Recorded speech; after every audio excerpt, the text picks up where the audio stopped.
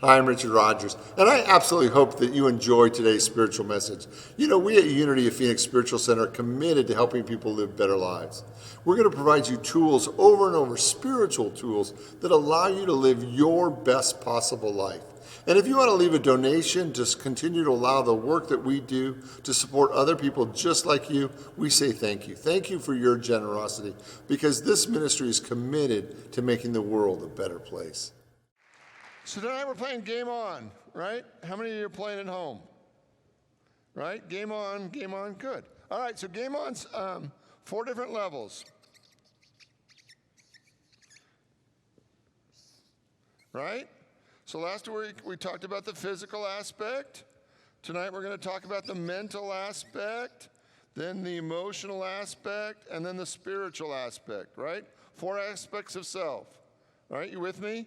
How much time do you have to spend every day on the physical? 20 minutes.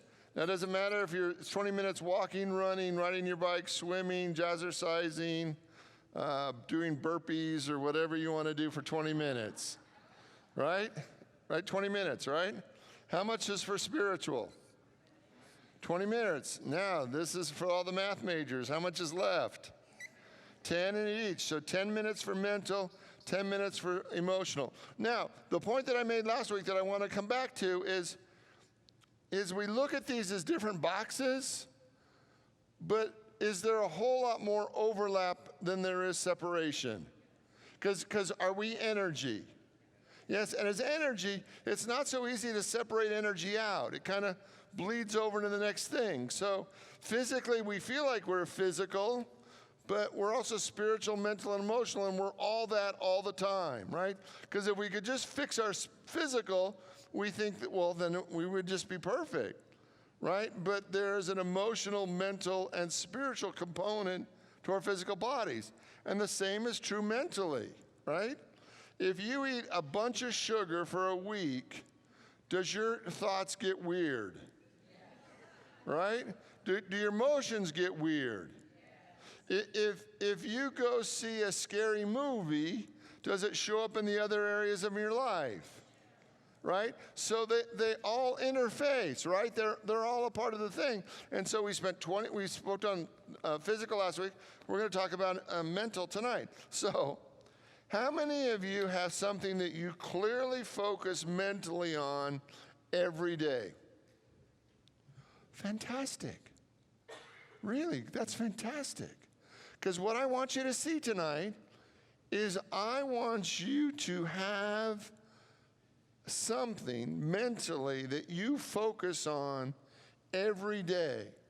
And I would prefer if it's not changed every day. Right?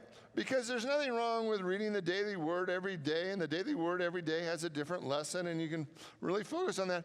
But sometimes when you focus on too many things, when the crisis hits, you don't know what to focus on.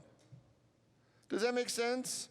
That I want you to have your mind so dialed in that when stuff happens, you have your go-to. Right? That you know mentally, and then next week we're going to talk about emotionally, that you know what you focus on. And so where I want to start tonight is the first thing I want you to spend that 10 minutes with is number one is I want you to have a goal for your life. And I know that people talk about like 5 goals, 7 goals. I want one goal that you're focusing on in your life. One goal. And I don't care what it is. It's 100% your call, but I want you to have one goal that you focus on over and over and over again so that every morning when you wake up, you know what you're about. Have you ever woken up and go, I wonder what I'm about today? Right? I wonder what my highest priority is today. I wonder if I should even get out of bed today, right? So what I want you to see over and over again is I want you to have one goal. And I don't care how old you are. I don't care if you're retired. I don't care. I want you to have one goal that you focus on every day. And I want you to write it 25 times a day. Now, it can be all at one time. I want you to write your goal 25 times, because what I want is for you to get your body and your mind and your emotions and your spirit on the same page with your most important goal. So if it's about career, if it's about finances, I don't care what it is, but I want you to write that goal every time, every day, 25 times. In fact, I've got my own leather-bound little notebook that I write 25 times every day what my goal is for that day, which is the same. And you have to write it 25 times a day until you've mastered that goal, and then you can change it, right? But until you've mastered that goal, until you've manifested that in your life, you don't get to change it. Well, last week it was this. And, I spent 3 days on it and it didn't happen. So I've moved on. I couldn't get all the way through 4 years of college in 3 days, so I moved on to a different goal. Now I want to be the CEO of my company, and I'm going to give myself a month to do that, right? I want you to write your goal every day 25 times. Now, the other things I want you to do that's not really a part of this, but I want you to do it anyway, is I want to write at least 3 gratitudes, and I want you to write at least one thing that you're working on, one commitment you're making to yourself that day. 25 times. I want you to write your goals. 25, the same goal, not 50 goals, 25 times, one goal, and I want you to bring your whole focus to that one goal. So if you only get one goal at a time, how many of you have heard that there's an advantage in multitasking? Lies. It is. It is the biggest lie, because you cannot multitask. We can't do it. Spiritually, it just confuses us. It's one thing at a time. So let your goal be so important to you that you're willing to write it 25 times a day until it manifests. It can be about your weight. It can be about your income. I don't care. It can be about your career. It can be about your relationships. I don't care. 25 times a day, you write it out until it so fills your mind, so fills your unconscious, your subconscious, that it manifests because you are so crystal clear about where you're going. Okay, does that make sense to everybody? One goal. And now, should it take the whole 10 minutes? No, you're going to get so fast. And you know what's also going to happen, at least it's happened for me this way, is my penmanship has gotten so much better. Because when I started doing this again, when I would write it out, I was like, who can read that? If I can't read it, how's it going to be impressing my mind if I can't even read my own writing? But the more I write it, it's like, that looks good. In fact, I wrote it in Brian a note, and he said, it looks kind of curly-Q-ish. I said, shut up, it's fine, right?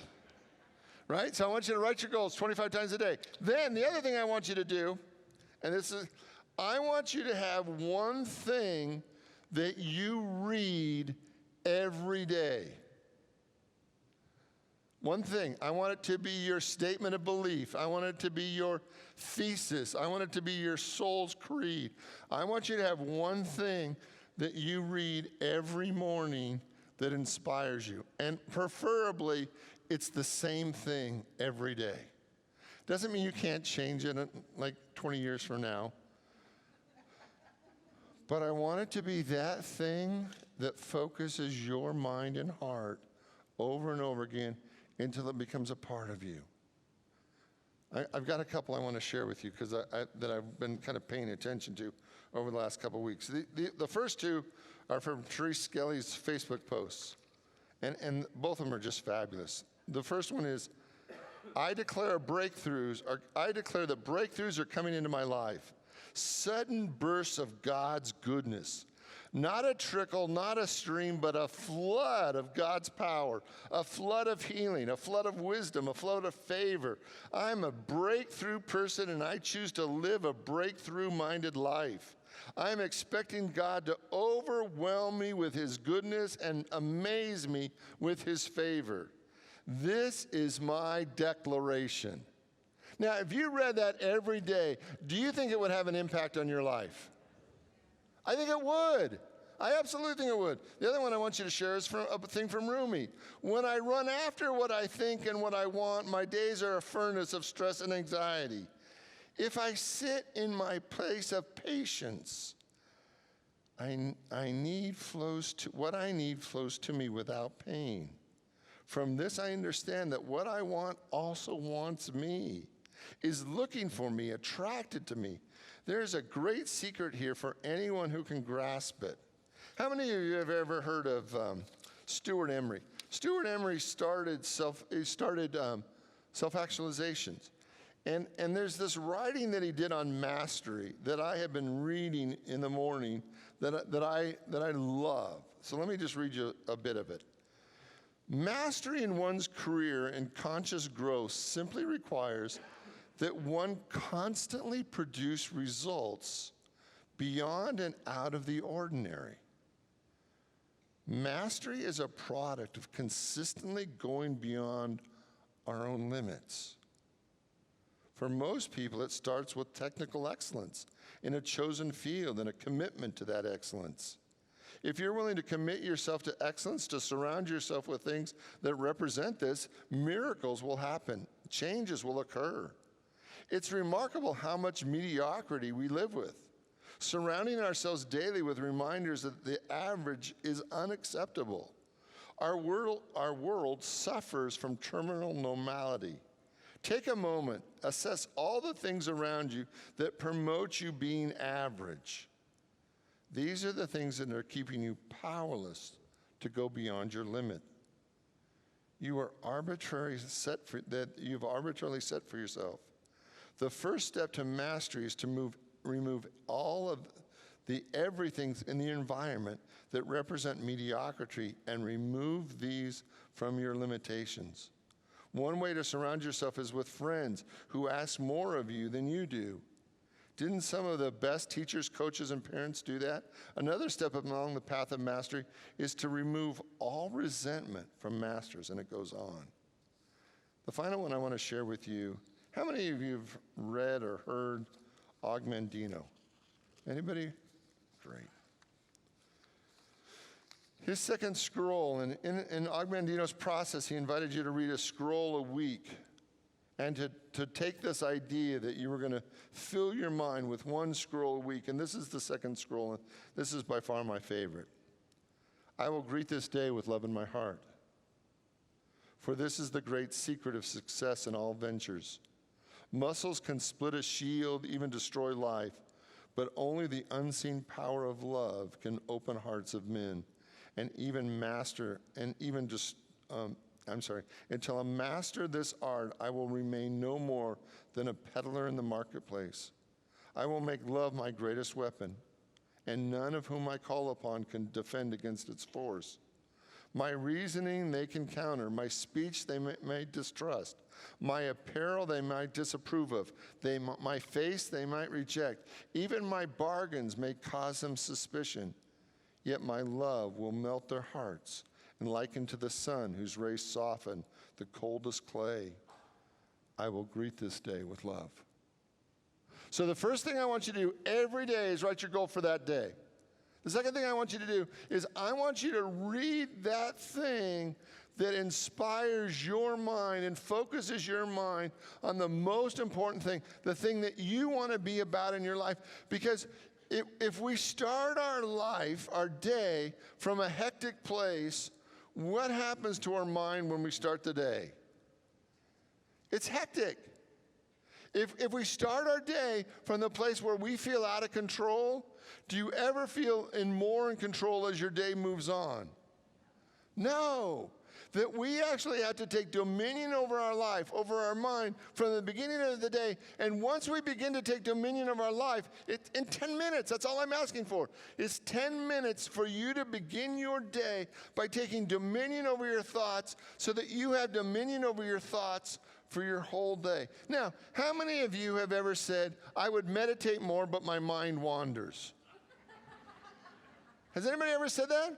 Right. So the idea is, your meditation time is no different than the other 23.7 hours that you have. If your mind is wandering in meditation, guess what it's doing every other moment of every other day?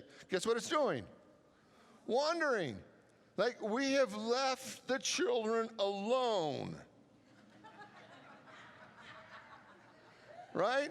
And the children are running crazy in our own head. Right? And we think, well, I can't be quiet because then I'll actually have to listen to the children screaming in my own mind. But when we begin to take dominion and mastery over thoughts, and we begin to start the day by taking dominion and mastery over thoughts, can you imagine that if you only go on if you go 20 minutes with you having dominion and mastery for the first day, if you only go 20 minutes, if you do your 10 minutes of focus and get 10 minutes more, that's a step in the right direction. If the second day you get 10 minutes of focus and 11 more minutes, is that a step in the right direction? Until you're living 24 hours a day with a focused mind. See, that's what I want. I want you to have dominion and mastery over your thoughts, so that your thoughts aren't running you, you're running your thoughts. And sometimes in spiritual community, we don't really help people take dominion and mastery at the level that it's possible. Your mind doesn't have to be out of control. You actually get to decide what's the most important thing in your life, and what's the creed, the idea, the inspiration that you want to start your day with, that fills you up. And over and over and over again, I want you to come back to that. And I got one more little thing I want to teach, okay? Because you know me, if some's good, too much is just about right, all right?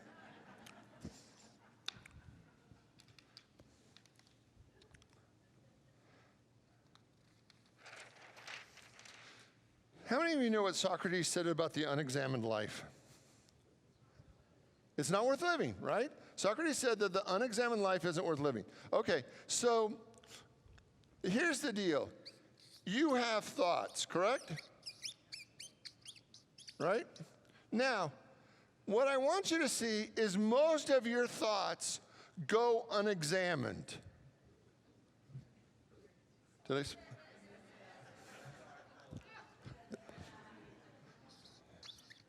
Is that right? I just forgot the you. I forgot you. That's close enough. It's still not right?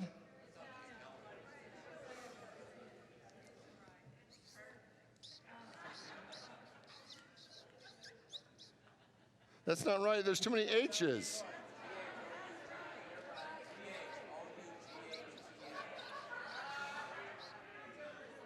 H?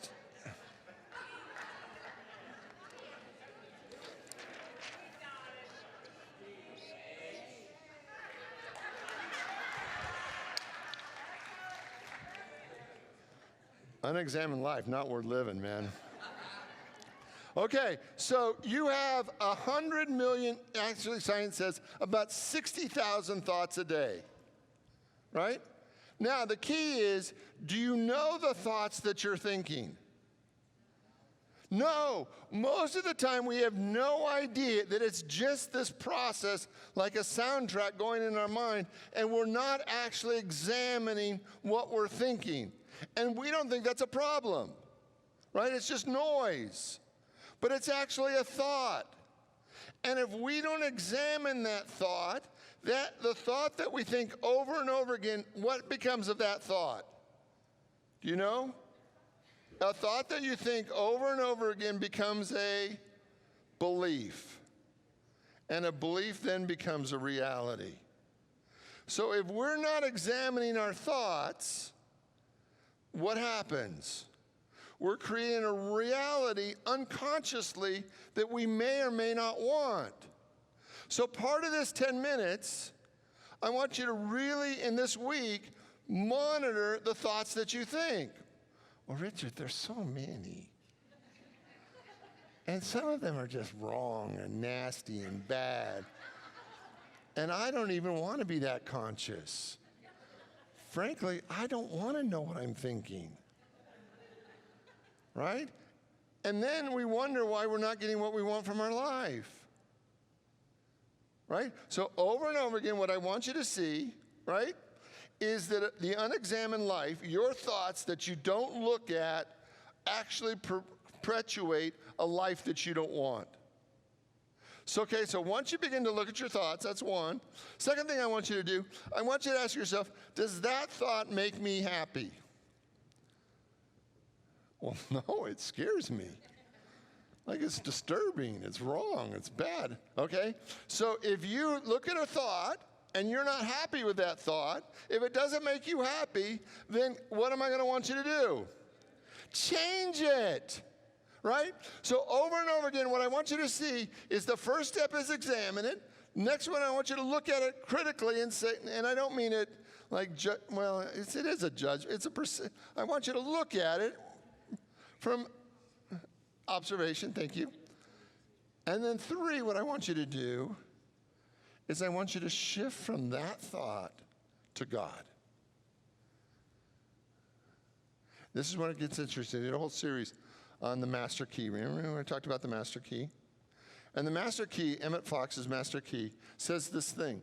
It says that whenever we're thinking a thought, this is a paraphrase, whenever we're thinking about what we don't want, the moment we realize that we're thinking about what we don't want, in that moment when we shift our thinking to what we do want, then we move from limited thinking to infinite thinking. Does that make sense? I'm going to do a whole series this summer on happiness. And the research is staggering right now. That when we think an unhappy thought, if we think 7 unhappy thoughts plus or minus in a row, we're actually building a consciousness of unhappiness, right?